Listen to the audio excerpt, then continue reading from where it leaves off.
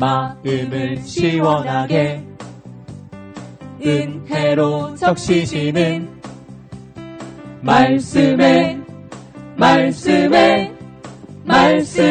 복보수. 안녕하세요. 말씀의 복보수의 김대광 목사입니다. 여러분, 그리스도 예수 안에서 한 주간도 평안하셨습니까? 네, 우리가 볼 수 있다는 거 너무나 행복한 것이죠. 그런데 우리가 본다라고 하는 것을 찾아보니까 여러 가지가 있더라고요. 우리가 생각하는 것을 볼 수 있고요. 우리가 또 어떤 마음가짐이 있다면 그 마음가짐에서도 볼 수 있고요. 우리의 의식, 우리의 가치관에서도 볼 수 있고요. 또 그러나 우리가 신앙 안에서 중요한 것은요, 우리가 믿는 만큼 또 볼 수 있는 것인 줄 믿습니다. 우리가 본다라고 하는 것이 단순하게 있는 사물, 그 사실의 것만, 우리가 현실적으로 보는 그 보는 것만이 전부가 다가 아니라는 것이죠. 예, 오늘 우리는 신앙적 안목을 갖고요, 올바른 가치관을 갖고, 또한 올바른 마음, 또 그 중심을 갖고요, 성숙한 믿음, 올바른 믿음 안에서 바라본다면 일반적으로 볼 수 없는 그 이상의 것들을 볼 수 있는 귀한 안목이 있게 될 줄 믿습니다. 네, 오늘은 지난주에 이어서요, 마태복음서 13장 31절에서 35절에 있는 말씀을 가지고 은혜를 나눠보고자 하는데요. 본격적인 은혜를 나누기에 앞서서 찬양 하나 듣고 오고자 합니다. 호산나 싱어즈가 부릅니다. 내 마음의 눈을 여소서. 네, 찬양 하나 듣고 왔습니다. 네, 맞습니다. 우리의 마음을 주장하시는 분이 하나님이 되셔야 되고요. 우리가 또 그 하나님 앞에 기도할 때에 우리의 마음을 주장해 주시고 그 주장되어진 그 마음 안에서 본다라고 하는 것, 하나님의 놀라운 은혜와 그 역사를 보게 되는 귀한 은혜가 있게 될 줄 믿습니다. 네, 오늘 말씀을 제가 봉독해 드리고자 합니다. 마태복음서 13장 31절에서 35절에 있는 말씀인데요. 또 비유를 들어 이르시되 천국은 마치 사람이 자기 밭에 갖다 심은 겨자씨 하나를 같으니 이는 모든 씨보다 작은 것이로되 자란 후에는 풀보다 커서 나무가 되매 공중의 새들이 와서 그 가지에 깃들을 이누니라. 또 비유로 말씀하시되 천국은 마치 여자가 가루 서말 속에 갖다 넣어 전부 부풀게 한 누룩과 같으니라. 예수께서 이 모든 것을 우리에게 비유로 말씀하시고 비유가 아니면 아무것도 말씀하지 아니하셨으니 이는 선자를 통하여 말씀하신 바 내가 입을 열어 비유로 말하고 창세부터 감추인 것들을 드러내리라 함을 이루려 하심이라. 네, 오늘 본문은요, 예수님의 5대 강화 중에 세 번째, 즉 천국 비유에 대한 강화인데요. 천국 비유, 7개 비유 중에 하나입니다. 오늘 본문은요, 겨자씨와 누룩에 대한 비유로 말씀하고 계시는데요. 이 두 비유는요, 하나님의 나라의 이중적 의미를 보여주고 있습니다. 즉 다시 말해서 만왕의 왕이신 그리스도의 통치로 인하여 이미 하나님의 나라는 도래했습니다만 아직 완성된 것은 아니었고요. 즉 이미 이 세상에 시작된 하나님의 나라는 겨자씨나 누룩처럼 그 모습이 처음에는 미약하지만요, 결국에는 엄청날 정도로 성장되고요, 확장되어 온 세상이 하나님의 주권과 통치 아래 놓이게 되는 완성의 상태로 나아가게 된다라고 하는 것을 비유로 말씀하고 계시죠. 여기서 겨자씨는요, 하나님의 나라의 외적 성장을 말해주고 있고요. 또 그리고 누룩은요, 내적 성장을 보여주고 있는데요. 하나님의 나라는 총체적으로 완성됨을 알 수 있습니다. 예수님은 비유를 사용하셨는데요. 지난주에도 언급해드렸던 바와 같이 비유를 통하여 믿는 자들에게는 보다 더 현실적 사물이나 환경을 들어서 쉽게 이해할 수 있게 하기 위하여 비유를 사용하셨고요. 마음이 굳은 자들에게는 그 비유를 들어서 그 말을 알아듣지 못하게 하기 위해서 비유를 사용하셨습니다. 이처럼 비유에는 양면성이 있습니다. 앞선 본문의 말씀을 들을 때에 여러 종류의 형태들로 나타나는 것처럼 거기에는 사단의 역사도 있을 것이고 세상의 염려와 또 그 하나님에 대한 불신적 태도, 이런 것들을 가지고 바라본다면 주의 말씀을 온전히 들을 수는 없겠죠. 온전한, 순전한 또 그 믿음을 가지고 그 말씀을 들어야지만이 성도들 속에 그 진리가 생명이 됨을 예수님은 말씀하셨습니다. 저도 목회자로서 설교자, 말씀을 전하는 자의 위치에 서 있는데요. 때론 이러한 욕심이 있을 때가 있어요. 뭐냐면 설교를 통해서 완벽하게 보다 더 이해하고 쉽게 그렇게 많은 설명들을 해서 성도들에게 잘 이해시키려고, 때론 주입을 시키려고, 알아듣게 하려고 노력을 하는데요. 그럴 때마다 한계점을 느낄 때가 있어요. 그것이 뭐냐면 성도들이 그 말씀을 이해했다고 해서 결코 생명이 될 수는 없다는 것입니다.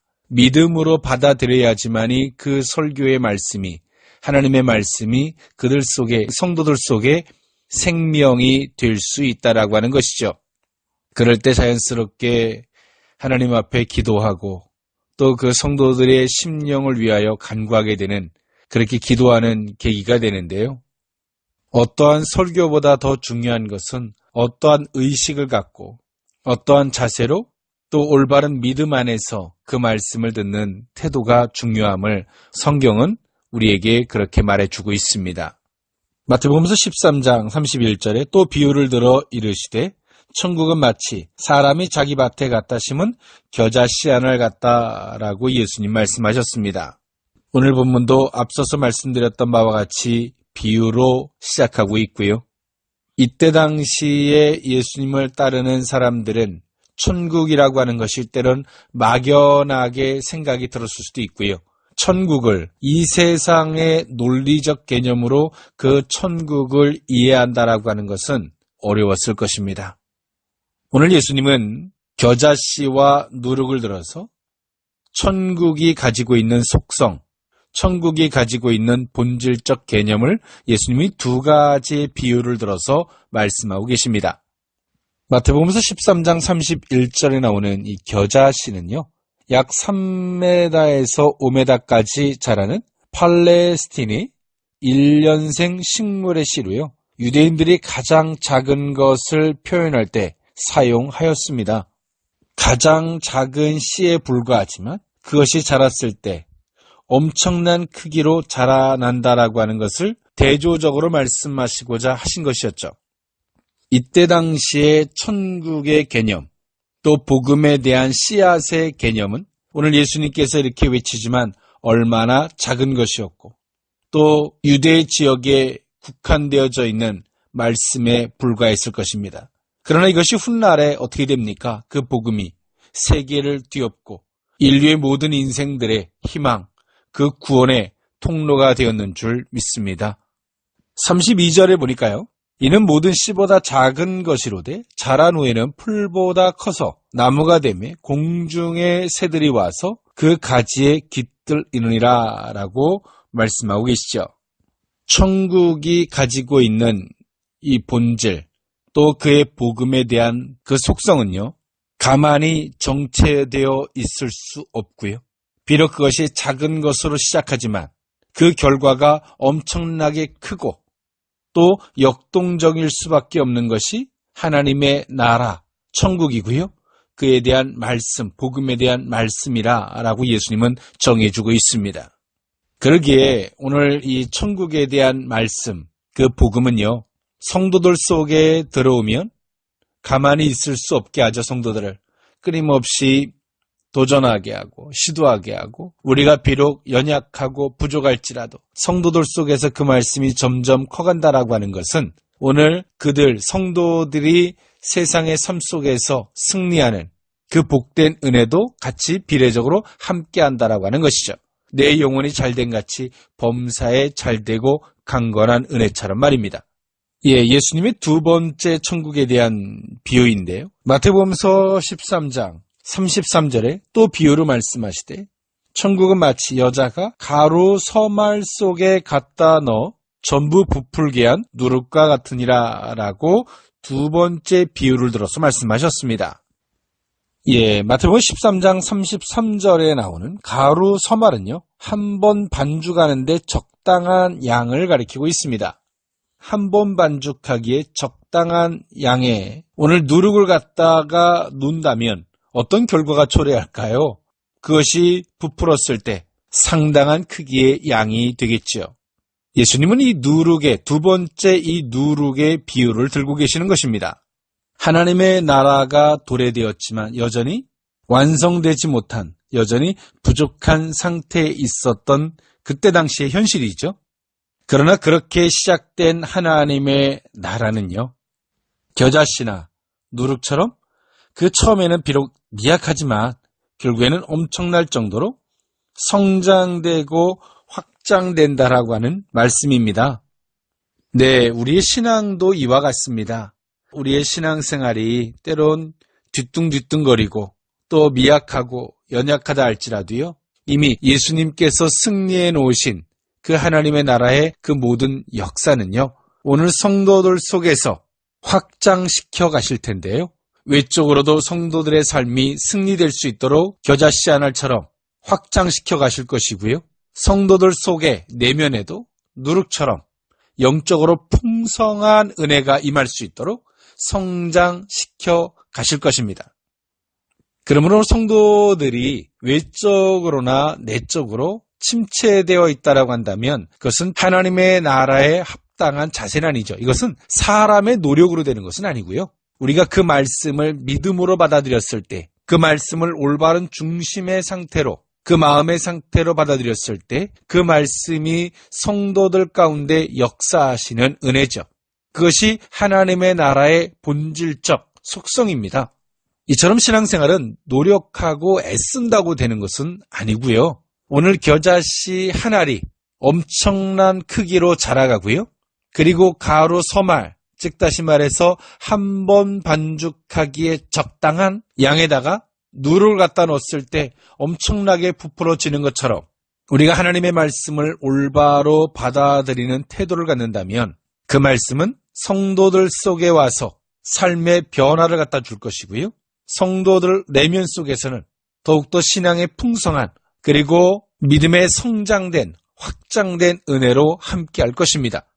그러므로 오늘 이 본문은 우리에게 갖다주는 그 하나님의 말씀, 하나님의 나라가 갖고 있는 그 속성을 말씀해 주시는데 그것은 확장이죠. 외적으로나 내적으로나 확장되고 성장할 수밖에 없다. 그리고 또한 역동적인 생명력을 갖고 있음을 말씀해 주고 있습니다. 이와 같이 성도들이 우리가 하나님의 말씀을 들었을 때 우리가 소망이 생기고 희망이 생기고 도전할 의지가 생기고요. 때론 그 말씀이 우리 속에 작은 말씀으로 들어왔지만 우리 속에 엄청난 파장이 되고 때론 우리 속에 싸움도 있고 고뇌도 있지만 그 말씀이 우리의 의식을 우리의 가치관의 변화를 주고 삶의 행동으로 옮길 수 있는 놀라운 능력까지 가게 되는 거죠. 그런데요. 요즘에 때론 성경 말씀에 익숙하기보다는 설교에 익숙한 성도들의 모습, 즉 다시 말해서 영적인 환자들처럼요. 스스로 음식을 소화할 수 없는 상태, 음식을 만들어 먹을 수 없는 상태가 된 연약한 상태가 되어 있고요. 그래서 때론 닌겔에 의지하거나 때론 누군가가 잘 정리해놓고 은혜롭게 때론 믹서기로 얇게 갈아놓은 그것에 익숙한 성도들의 삶이 아닌지 참 두려움과 안타까운 마음이 드는데요. 우리는 성경에 익숙한 자가 되어야 할 줄 믿습니다. 그리고 또 이러한 또 오류도 있어요. 뭐냐면 성경에 대한 지식, 성경을 많이 알고 있다 그래서 그것이 우리에게 생명이 되는 것은 아닙니다. 성경은요, 생명의 약속의 말씀이고요. 그 말씀을 온전히 받아들이는 성도들의 믿음의 태도, 믿음의 의식, 그럴 때 그 진리가 성도들 속에, 성도들의 삶 속에 역사하시는 은혜가 되어야 되는데요. 우리는 어찌 보면 성경에 대한 많은 지식, 그 지식이 아는 것이지 그 지식을 행동으로 옮길 수 없는, 때론 누룩의 비유와 같이 부풀어져서 성도들의 삶을 주장해 주시는 이 놀라운 은혜의 역사가 아닌 지식, 이해의 영역이 되어 있는 성경의 지식들. 그러다 보니 성경이 일반적 지식에 불과한, 때론 교훈에 불과한 책이 되어버렸다라고 하는 사실은 너무나 안타깝다고 할 수밖에 없습니다. 그러나 오늘 본문은 천국에 대한 확장, 그리고 하나님의 나라가 가지고 있는 역동성을 우리에게 말씀해 주고 있는데요.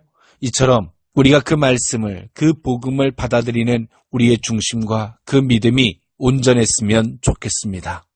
그리고 마태복음서의 저자였던 마태는 예수님의 이 비유에 대한 이러한 말씀들은요, 우연한 것이 아니라 이미 구약에 예언되었던 것의 성취, 즉 다시 말해서 예수님은 그 예언의 성취자로 오셨고요.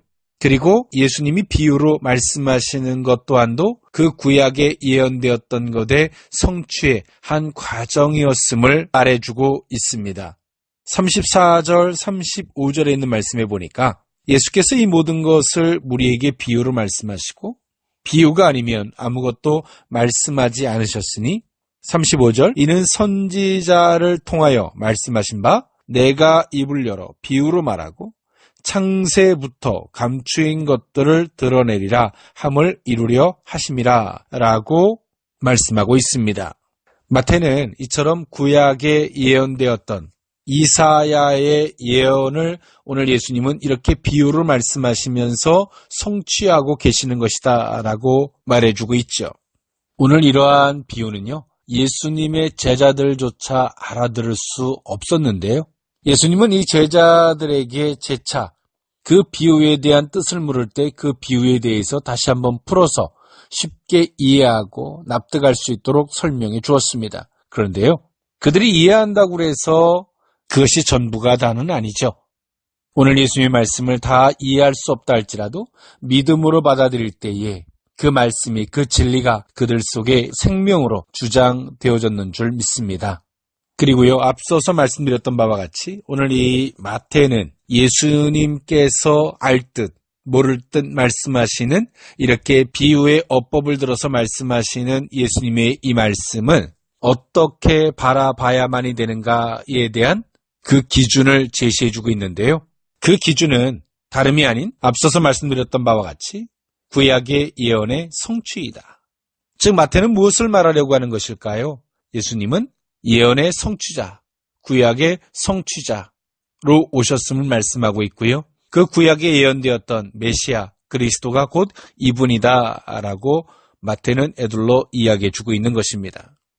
우리가 예수님이 하시는 사역들을 어떻게 바라봐야 될까요? 우리가 성경은 구약, 옛 언약, 신약, 새 약속으로 되어 있죠. 이처럼 성경은 약속의 말씀이거든요. 우리가 그 약속의 말씀을 기준으로 주님이 하시는 일을 바라본다면 그것은 우연한 일이 아니거든요. 그 약속을 성취해가는 하나의 과정으로 볼 수 있다고 하는 것이죠. 그런 것처럼 우리는 언약의 신앙을 가져야 합니다.